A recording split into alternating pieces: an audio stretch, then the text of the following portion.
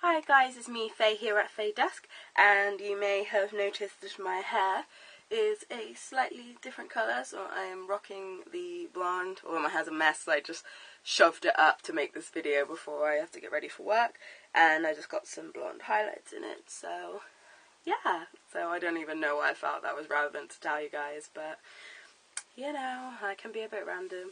But anyway, I'm going to be doing another video for my Back to Basics series, and I'm excited as I haven't done one of these videos for this series for a little while. So this video is going to be about how to write your own spells, and I just want to say as a disclaimer before I get into this video that I'm not the expert on spell writing or anything like that, and there are loads of different ways to write spells, and this is only a very, very basic how to write like an outline of a spell, and this is what I use, so don't feel like this is the only way to write spells, as there are tons of millions of ways, and if this way doesn't work for you, then that's cool. Like, it just sharing what works for me. So let's get started. And also, I would, if you're struggling to write like an outline of a spell or whatever, like, feel free to message me on my Facebook page, and I will try and help you or whatever. Like, so yeah. So anyway, let's get started. When I like a lot of witches, when they first started the craft, I heavily relied on spells from the different Wicca books that I had, and also spells that I found and printed off the internet.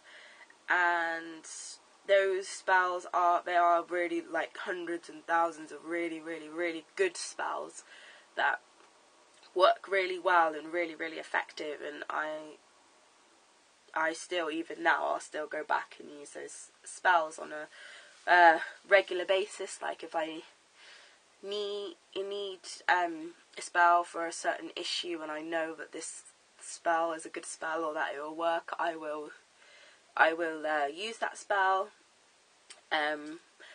But having said that, most magic is effective, or most effective, when it has your own energy like interwoven with that, and the best way to do that is to write your own spell as opposed to using someone else's spell. And I've found that the rituals and spells that have worked best for me in the past are the ones that I have crafted myself.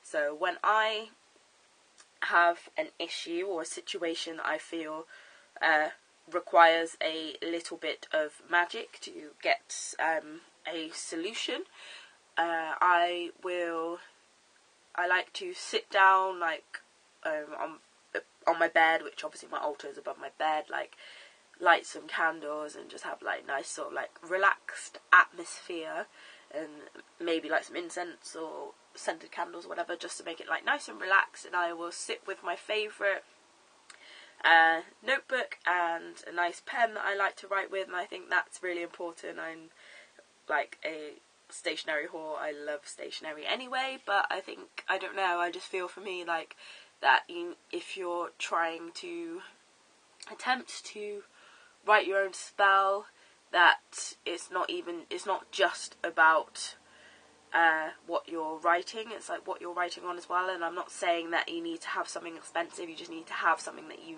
really like and feel comfortable with. So I have loads of really nice notepads, and I'll take one that I really like, and a nice pen that I like to write with, and I personally prefer to write with black ink.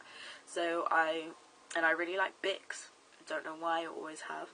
So I will use those, and what I like to do is, obviously, I like to sit there on my bed and ponder sort of think about what my situation is that requires the spell, and I ask the goddess for guidance, and like my spirit guides. And basically what I'll do on the paper is, at the top, I don't usually name the spell until the end, unless I've come up with the title already. I will write down the topic at the top, and then I will write down the next I do this as sort of like a bullet point form. So next I will write my first bullet point will be usually moon phase, if I feel that I need a specific moon phase. If I don't, I'll just write any. And then after that I will have a section for I write tools. Then I will list whatever tools, if I need any tools, like how many candles, like what colour candles, type of incense that I need, if I need to craft any, I don't know, poppets, or if I need like moon water, or a specific item of jewellery, anything like that. So I'll write down the tools that I need for the spell, and then next I'll write clothing. So for myself, if I need to, depending on what the spell is, if I need to be dressed like or I feel like I need to be dressed a specific way or whatever, I'll write that down. And then after that, after I feel like I have all the like ingredients that I need, I'll write what like what's next sort of thing, what I need the routine for the spell. So then I will sort of write the outline of what I need to do. So if I need to cast a full circle, I will write that down, like sort of write down in detail if I need to do that. I will write down if I need to call on any specific like deities or anything like that. I will write them down as well, and also write down their significance to my spell. If I need to, so basically anything like that. So like if I need to call on the quarters or anything like that, and also if I need to light when I need to light my candles and things like that, I'll do that. So basically I'll start for the structure for the beginning to start the ritual, and then I will go into the middle to the actual important bit, the actual spell. I'll write down what I need to say, if I have a rhyme or anything like that, like what I need to do next sort of thing. If I need like to inscribe a candle or dress a candle, or I don't know, anything, like just draw down the moon for extra power, like just completely depends on what your spell is. Like I will write that down, what I'm actually physically doing in my circle for the spell, and then I will write that down write down what I need to do, and then I'll have the ending of when I've finished casting my spell, and then I will write down what I need to do to help it manifest send it to the universe, like whether I need to burn the paper that I've like written the spell on and let the ashes float out to the universe, or whether I need to snuff a candle, blow a candle out, say so mote it be, or a silent prayer thanking my chosen deity, and then I will write down what I need to do to close the circle, and then at the end I will write down what I need to do, or the chosen method I've chosen to ground myself, sort of like a cake and ale ceremony. So that was also something I forgot to mention in the bit about the tools and things gathering for your actual spell, is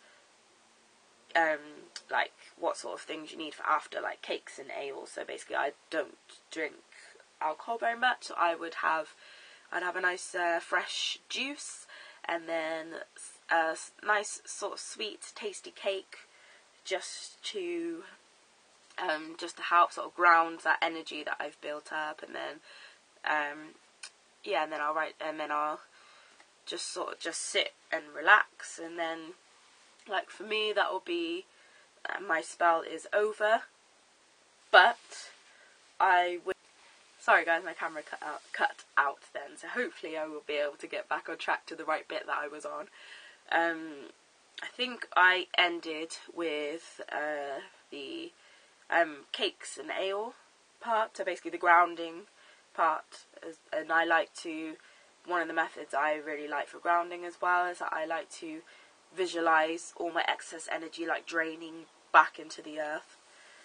So I like to do that, and then after that I will also write at the bottom of the spell if I need to have like a follow-up, like if I feel that the spell needs to be performed again at every full moon, for example, or there's certain actions that I'm clear on that I need to take every day in the mundane world to help the spell come to fruition.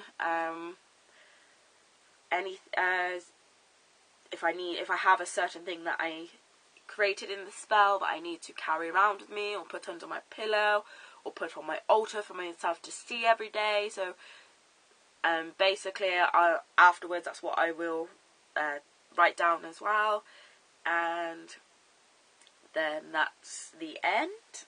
Well, that's the end for me, and that's what I do. And it doesn't take as long as it sounded. I know I made it sound really, really long-winded, but it is not as hard as I've made it sound. Like, honestly, as soon as you get started, you'll see exactly what I mean.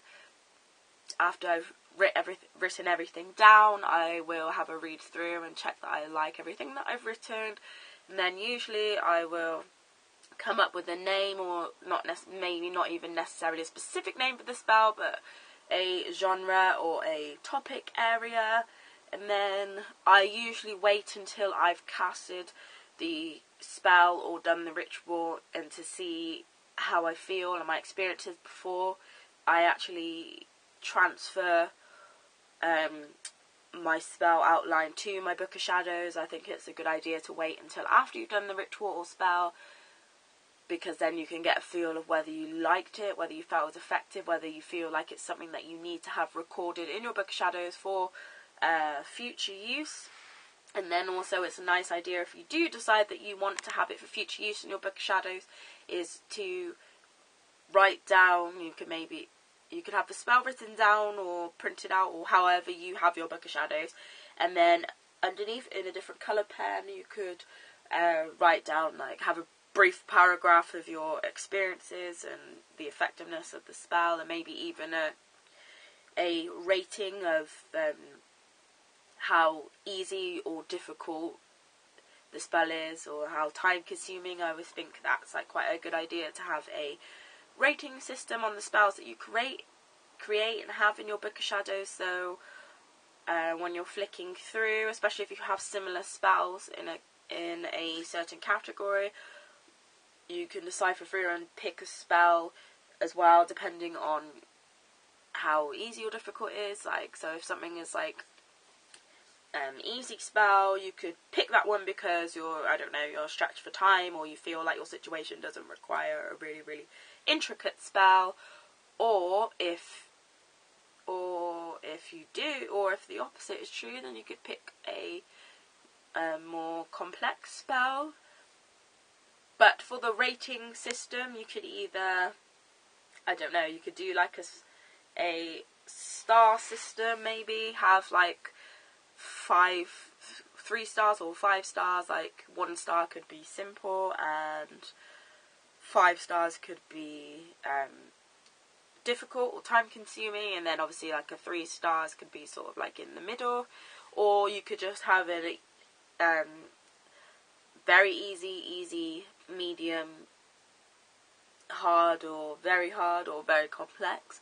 So it just depends. I just think a rating system is quite a good idea, so you could sort of like incorporate that somehow as well. So I hope this helped you, and I know that I've rambled loads, and I do apologise, but today for some reason I just felt like rambling. So I'd love it if you comment below and let me know how you write your own spells, or if you don't write your own spells and you specifically, some people are like buy like an online service to write them spells or whatever. I'd love to like hear your experiences and why you choose to do that. And yeah, so I hope you enjoyed this video, and I will see you all very soon. Blessed